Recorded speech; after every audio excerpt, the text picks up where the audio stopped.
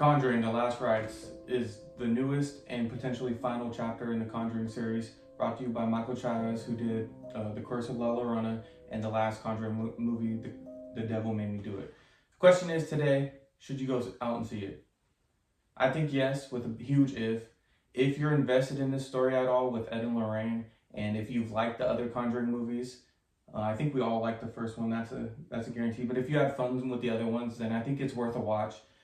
If you're not really invested or kind of falling off with the Conjuring series, I think you can skip it and catch it on streaming. But if you're invested, it's a fun watch. Some cliches here and there, but some family moments that actually do work in my opinion, and some horror movie moments that work in my opinion. So what do you think?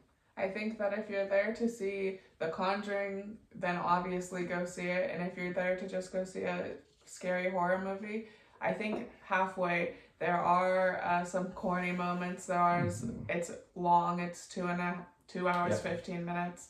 It does drag a bit, and it does focus on the family and not so much on the scares for extended periods of times. But there are scary moments. There is a lot of tension. There is great dynamics, and I think the film comes together really well in balancing just the scares and the family, and stays true to the Conjuring universe. It stays true to the horror genre, and it does it feel a little less scary than we would have hoped, most likely. But I think overall, I think it was a good horror movie and a good final chapter for the Conjuring franchise, if it is. Yeah, I will say, I think it's the best Michael Chavez movie. I like it better than La Llorona and The Devil Made Me Do It. I just don't think it reached the levels of, obviously, the first one. I think the first one's one of the best horror movies out there. Yeah. But I don't think it reached the second one either, to be honest. But I think if you like horror movies, it's worth a watch. If you like Ed and Lorraine or the Conjuring movies, it's also worth a watch. Anything else, I'd probably just wait or hold off. Maybe see it on a Tuesday if you just want to get into the spooky season a little early. But yeah, I think surprisingly enough, the stuff that works is like the family elements, in my opinion. The performances by their daughter, by obviously Ed and Lorraine, and they always kill it. Vera Farmiga is one of my favorites, and she is phenomenal in it, as she always is. And their daughter is really like a showstopper in this. She kind of carries the film in a unique way, and her range is wonderful, and it was wonderful to see. And I think that their dynamics, they all work together. I believed them as a family, and they did a great job of just making me believe and care about what's going to happen to them. Yeah, no spoilers, but they do something with the daughter character that I didn't really see coming, and I think the actress and the way they did it was great, honestly.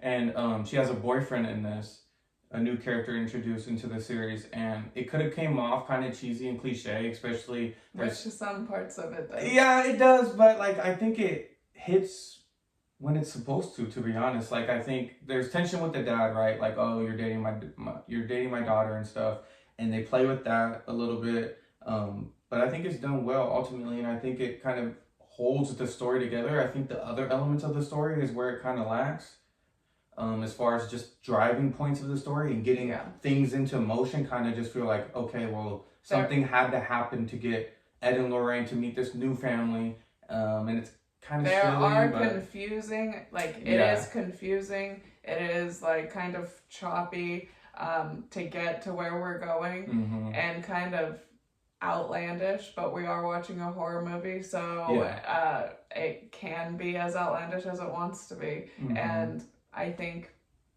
it doesn't super detract that it was a little crazy. Yeah, I think the whole movie ultimately is half full, half empty, however you want to view it. And that's why I say if you're invested, then it's worth seeing those half full moments.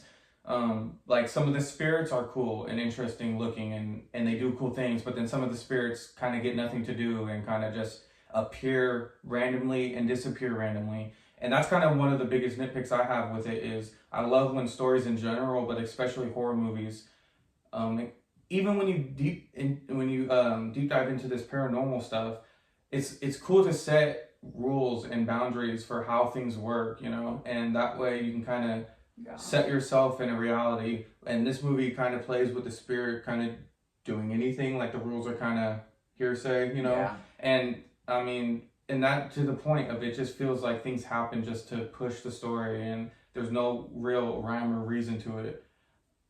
But yeah, I think Ed and Lorraine, those actors did amazing as they always do. I think they carried the film. And surprising, the daughter and the boyfriend, I think did great too. They held their own. The family they get together again is kind of whatever, but they're just kind of like the plot device. Yeah, there is a care to be said for this is supposed to be the original family that made them stop doing what they were doing. So it's like the catalyst, and potentially we don't spend enough time with them. Potentially we spend too much time with them. It's truly how you take it, what you're getting. Are you trying to get scared? Are you trying to be with Ed and Lorraine for their last chapter? Are you trying to just see a horror movie that does good horror stuff? And it should be all of those things, and I think it hits most of those points, but then, like you said, it's a mixed bag. Some of those points just don't get the love that they deserve. Right. And like you're saying, it kind of drags in moments, and it does have a 2-hour and 15-minute runtime. And minor spoiler here, if you don't want to hear any details, just fast forward 10 seconds real quick. But they don't meet the family until like, it feels like the third act. So it just is kind of, things are happening until you get to that third act. But ultimately, I think it's decent for an ending. Like you were saying, I think it wraps up their ending in a tasteful way, I would say. And honestly, they had actors play the younger versions of Ed and Lorraine. I think it was funny because they casted people that looked just like them and they sounded like them. I was trying to decipher whether it was age rewind with Ed's character. That guy looks exactly like him, so shout out to that casting director. Yeah, and it makes me think, because you know how these franchises are, they'll get everything they can out of something that's successful. So I wonder if they go forward in a unique way.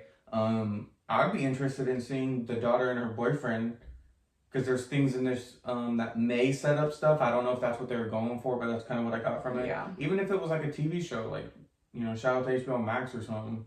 If they picked up a TV show, it kind of gave me like Supernatural vibes a little bit with those two. But yeah, it's a decent ending, a good time if you just like horror or are invested in this at all. I think it's worth watching. Yeah. So yeah. Well, thanks for watching. Peace.